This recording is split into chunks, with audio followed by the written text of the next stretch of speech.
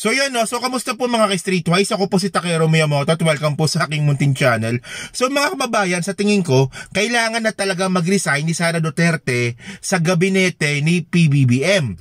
Kasi ito, nagbigay na naman po siya ng isang napakawalang kwentang statement at ngayon, kinakampihan niya pa ngayon itong mga fake news peddler at saka itong mga red tagger na hindi naman talaga journalist na si Ka Eric at saka si Lorraine Badoy. At ngayon, pinapalabas pa ngayon ni Sara Duterte na tama daw yung ginawa ni Ka Eric at saka ni Lorraine Badoy at ngayon, lumalabas na rin po yung katotohanan dito po sa statement ni Sara Duterte kung sino-sino ba talaga yung mga retired PMAer or retired military personnel ang kumakampi po sa mga Duterte. Kasi nga po mga ka-Streetwise, diba, kung maalala po natin, meron po kasing chismis na gumagawa po ng isang destabilization plot itong si dating Pangulong Duterte at ang mga kausap niya nga po dito ay yung mga retired na military. Okay, so para makuha po natin yung narrative, basahin muna natin itong napakawalang kwentang statement ni Sara Duterte. So basahin po natin mga kababayan, no? So sabi niya dito, Assalamualaikum, okay? Salita ng Muslim ito peace be with you ata to, no?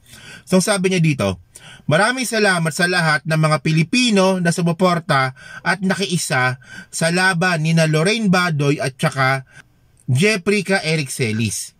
Noong December 5, ikinulong sila Dr. Badoy at Ka Eric sa House of Representatives matapos na sila ay manindigan para sa kanilang karapatan na malayang makapagpahayag at sa malayang pamamahayag. Okay, okay. Kahanga-hanga, okay, kahanga-hanga pa talaga, no? Kahanga-hanga ang tapang at tatag na ipinamalas ni na Dr. Badoy at Ka Eric para ipaglaban ang ating karapatan at itaguyod ang ating saligang batas. Okay, wag mo kaming idamay dyan, Sara Duterte, kasi ang ginawa po kasi nila Ka Eric at saka ni Lorraine Badoy, pagmamarites. Oo, agree. Merong karapatan ang mga Pilipino na makipagchismisan. Pero mga ka-Streetwise, wala pong karapatan ang mga journalist para yung chismisan po ay isa publiko po nila. Especially kung ito po ay usaping bayan. Okay lang sana kung usaping showbiz yan Yun nga lang po kasi usaping bayan po ito. At mga kababayan, hindi naman po kasi talaga journalist si Lorraine Badoy at saka si Ka Eric Celis. So nagkakalat lang po sila ng chismis. So paano nasabi ni Sara Duterte na tama yung ginawa ng dalawang hinayupak na to? Hindi lang mga kababayan, di ba? So ang sinasabi ko nga dito, sige nga, ikaw nga Sara Duterte, kung tama yung ginawa nila Lorraine Badoy at saka ni Ka Eric Celis, gayahin mo nga. Sige nga, gayahin mo nga.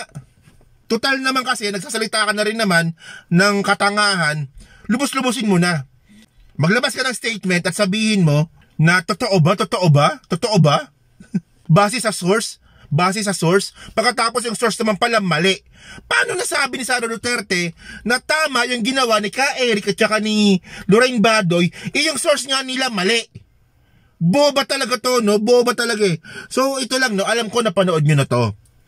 Pero para lang po sa kaalaman po ng ating butihing Vice President, ito po yung ginawa nila Ka Eric at saka ni Lorraine Badoy sa kanilang programa. So ito panoorin lang natin to, siguro mga 1 minute lang to. Sige. Speaker Martin Romualdez, 1.8 billion ang travel cost niya. Napo. 1.8 billion pesos. For how long? For almost 1 year lang. For the entire Congress? Sa kanya lang. Sa kanya lang? Oo, kaya nagtatanong itong ating source from Congress. Is it true? 1.8 billion. Sabi niya, pakitanong kay Eric at paki-explain din.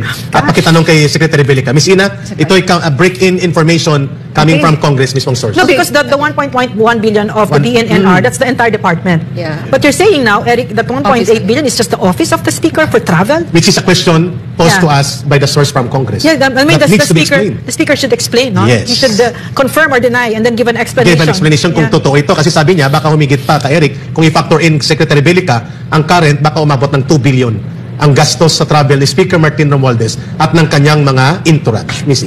Wow. Okay, dahil usaping... how do you do that? How do you spend almost 2 billion for travel? How do you do that? That's hard. Hindi ka na uwi sa bahay mo. Grabing shopping. Ganon? Tsaka maraming yung entourage, ganon? Entourage. Yan ang dapat ipaliwanag nila. Itanong natin yan kay Secretary Yes, Commissioner. Sakit. Pero sige, go ahead. Okay. Di ba? Actually mga ka-Streetwise, walang problema to. Kasi ito, chismisan ito Pero mga kababayan, ang problema kasi dito, sinasabi nila at tinatawag nila na sila ay journalist, hindi naman po kasi gawain ng journalist ito. Yung pagtatanong po kasi nila, yes, totoo, na live po yan, pero yung pagtatanong po kasi nila, may halong mali siya. So, paano kunwari? Kunwari ako, sinabi ko, journalist ako. Pagkatapos, habang nagla-livestream ako, di ba, sinabi ko na, ay, meron tayong information dito, na si Sara Duterte pala, drug lord. Totoo ba to, Sara Duterte, na drug lord ka? Tapos biglang may sasagot na isa. Kaya pala, hindi pinapakita ni Sara Duterte yung salin niya. Kasi drug lord pala siya. Makikita doon yung drug money, doon sa salin. Kailangan sagutin ito ni Sara Duterte. Ay, oo, tama. Tanong yan. Ganun po yung ginawa nila ka Eric. Pero syempre mga ka-streetwise, wala naman sanang problema. Yun nga lang po, ang sinasabi ni ka Eric, sila daw po ay journalist. So una, unethical yung ginawa nila bilang isang journalist. Saan ka nakakita na journalist na nagkikismisan? Especially kung ito ay usaping bayan. Diba? So ito na ang sinasabi ko sa inyo. Yan Sabi dito, SMNI anchor admits claim on House Speaker Travel Fund wrong. Mali. Inamin nila yan. Mali. So paano sasabihin ni Sara Duterte na tama yung ginawa nila ka Eric, mali nga yung source? Boba. Diyos ko.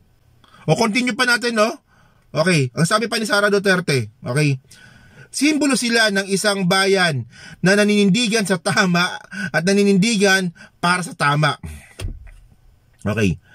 Una nang nagpakita ng katapangan at katapatan sa bayan sina Dr. Badoy at ka Eric bilang bahagi ng matagumpay na kampanya ng Duterte administration laban sa terorismo ng insurgensiya sa ilalim ng National Task Force to End Local Communist Armed Conflict, NTF-ELCAC.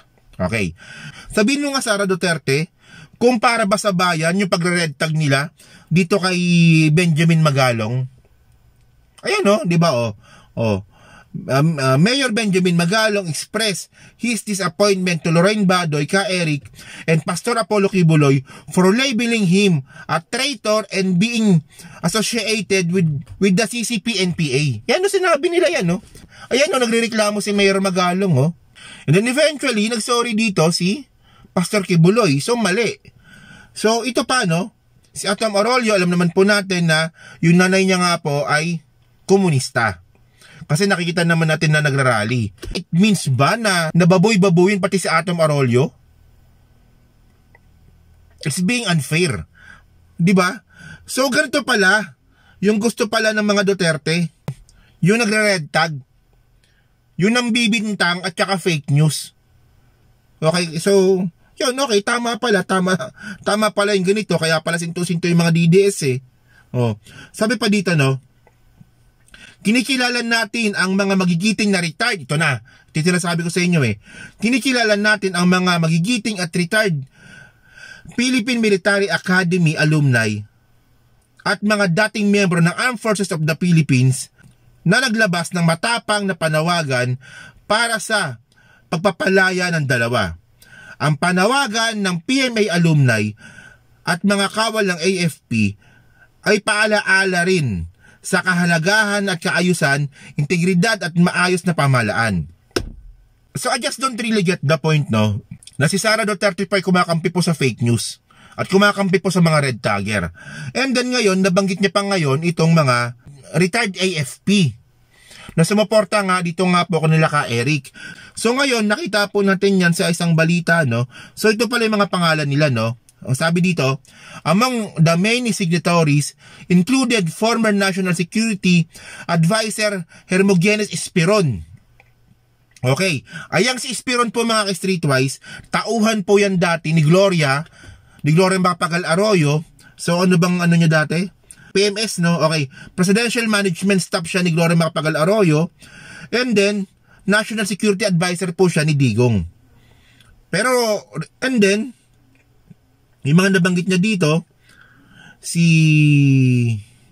Alex Montigudo. Okay. Si Alex Montigudo po, siya po yung dating, siya dati? Director General of National Intelligence Coordinating Agency ni dating Pangulong Duterte. So ngayon, malino mga kababayan, ito alas lahat to mga ano to mga appointee ni Duterte to Okay, si Rick Halad, di ba, yung dating Defense Administrator ni Duterte ata to And then si Isidro La Peña sa Bureau of Customs, at saka si Jaime Morente, di ba, si Abilino Rason, at saka si Parlade. Mga appointee po ito ni dating Pangulong Duterte. So ngayon, na lumalabas ngayon na ito lang no. Kung totoo man yung sinasabing destabilization plot ni dating Pangulong Duterte at kinakausap niya, kasi admitted naman si dating Pangulong Duterte na kinakausap niya yung mga dating retired PMAer, mga retired AFP, kinakausap niya daw. So ngayon, malinaw na ito po yung mga appointee niya rin po nung siya yung presidente pa nun. So dito rin po kumukuha ng lakas ng loob itong si Sara Duterte para magsalita po na katangahan katulad nga po nito. Kasi binanggit mo pa pwede mo namang hindi sabihin so ngayon, nagko-connect the dots kami na itong mga tao pala na to, na mga dating PMAer at dating AFP at mga retirees po ng AFP, posible lang naman, posible na sila yung kakontsaba ninyo kung ano man yung pinaplano ninyo para nga po patalsikin si PBBM. Buti nga po mga ka-streetwise hindi natuloy Department of National Defense Secretary itong si Sara Duterte kasi sigurado po na gagamitin ni Sara Duterte yung impluwensya niya para po magkaroon ng kudeta. Buti na lang matalino si PBBM So continue pa natin So ang sabi pa dito, maraming salamat din sa pagkakaisa ng mga kasapi ng media. Wala kang kumapi sa SMNI Boba talaga to. Tingnan niyo mga kababayan, di ba? Sabi ni Sara Duterte, maraming salamat din sa pagkakaisa ng mga kasapi sa media, social media practitioners, professionals, IP leaders, at iba pang sektor na naging instrumento para mapalaya sina Badoy at Eric. So nabanggit niya dito yung kasapi ng media. Una, nung nakulong si Ka Eric at saka si Lorraine Badoy, yung ABS-CBN walang pakialam. Yung GMA News walang pakialam. Yung News 5 walang pakialam. SMNI lang. At saka yung mga bobong mga vlogger. Alam nyo kung bakit? Kasi nga po, hindi po kasi talaga nire-recognize na journalist itong sila Badoy at saka si Eric. So anong sinasabi ni Sara Duterte na salamat sa media? Wala ka silang pakialam. So sabi pa dito may kapangyarihan ang may kapangyarihan ang bayang nagkakaisa para sa pagsulong ng ating karapatan para sa katarungan, katotohanan at sa pagtatatag ng mapayapa at matibay na bayan. Syukran. Actually ito lang medyo hindi ko naman sinasabing masama yung pagsasalita nga po ng Islam ni Sara Duterte, like syukran at saka assalamualaikum. Pero ito lang parang OA. Parang OA. Ewan ko lang para sa akin Sige nga, magsalita ka nga ng Arabic kung marunong ka nga, Sara. Walang yan, Tagalog nga, hirap na hirap ka ako, at least ako kahit paano marunong ako magsalita ng Arabic, di ba?